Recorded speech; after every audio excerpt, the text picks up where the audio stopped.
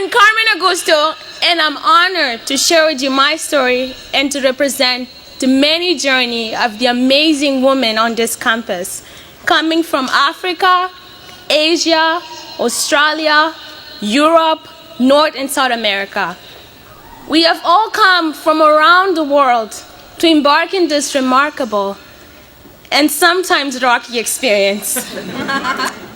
I was born and raised in Beira, which is in Mozambique, and I come from a family of 3 children. And my mom is here today after a journey.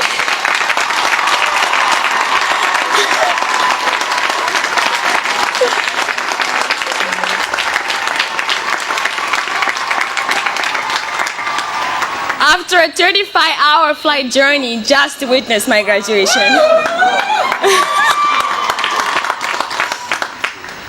When I was 12 years old, my father was sentenced to 5 years in prison due to my country's poor judicial system. He was a victim of a banking scandal that left thousands of Mozambicans impoverished. I remember the day when the 2 policemen came into my house and took my father. We were left with nothing. And from that day on, I knew that my life would completely change. As a nurse, my mom didn't make enough to pay for her bills and afford her daily expenses, so she took on night shifts just to afford at least 1 meal per day for her family. With my dad in prison, I had to wake up every day at 5 a.m., clean my house, cook my dad's meals, and drop them off in prison, where I'd find a line of about 100 to 300 women waiting outside for their husbands to finish eating. After, I'll quickly race to school in order to make it on time for my first class. When I moved up to secondary public education in Mozambique, it was quite different. In my classroom, we're about 90 students per teacher, and in a day we're supposed to have 7 classes, only 1 or 2 teachers would actually show up. Everyone around me cheated, everyone paid to pass a class, and that was normal. That was all I knew. That was the only form of education that I was aware of.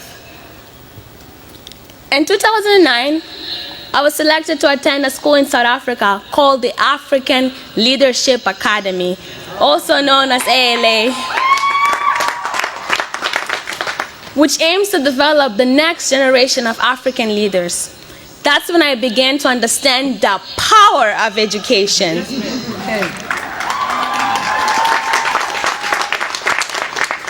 Since Portuguese is my first language, at ALA I struggled during my first semester because it was my first time learning in English.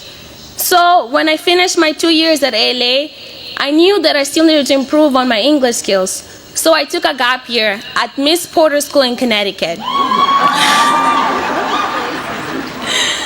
That's when I met my amazing host parents, Peter and Cindy Pertillo, who knew nothing about me, but took me in as their daughter and supported me throughout my years, and at Smith as well.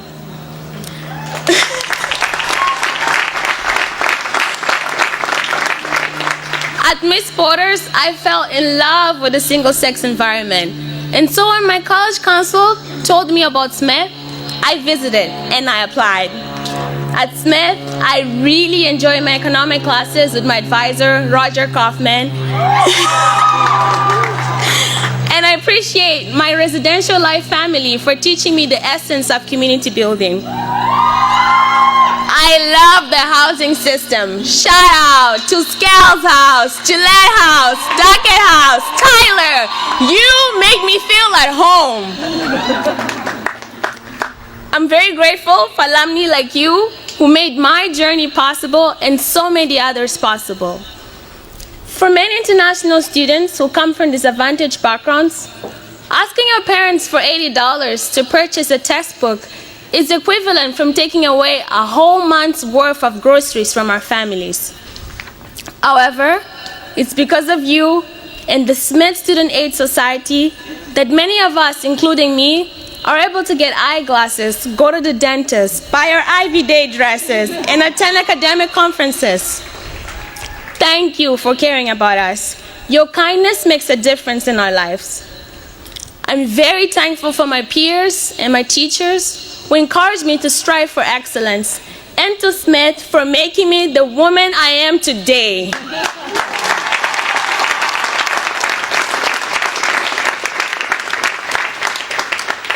Alumni and friends, because of your generous donations, I am no longer the girl waiting outside of prison. I am the woman who had internships with General Electric, Carnegie Mellon, and Coca-Cola.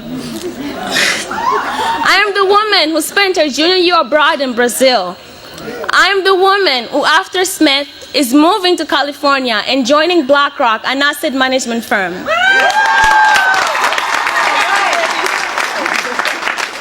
Obrigada, merci beaucoup. Thank you for making my Smith experience possible.